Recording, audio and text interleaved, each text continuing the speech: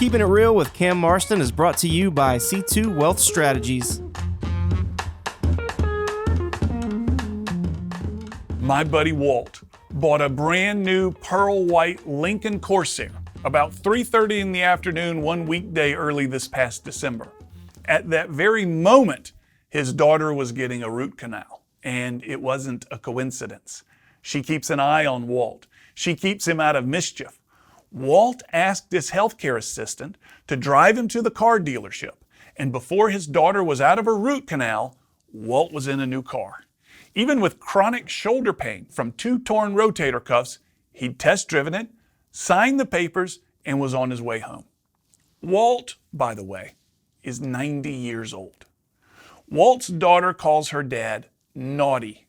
She says it with a twinkle in her eye. From sneaking a cigar from time to time to buying a new car while she's under anesthesia, Walt is a blessing for those of us lucky to know him.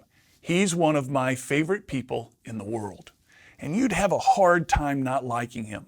His smile is huge and infectious, and he has a gift for remembering your name. His smile, plus his ability to remember your name, combines to become a superpower. It's beyond the power of mere mortals to say no to him. And maybe Walt knows this and uses it to his advantage. Walt left his hometown a few weeks ago. At 90, he needs more care than he can get locally.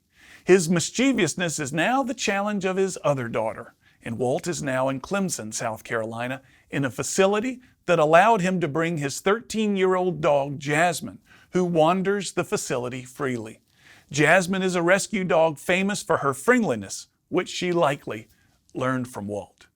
And there is one word that perfectly fits the way people feel about him. That word is adored. Walt is adored. Walt's daughters tried to get him out of town without too much fuss. He's mostly recovered from the pneumonia he got after coming down with COVID. They wanted to keep things small and quiet. When word leaked out, though, people showed up.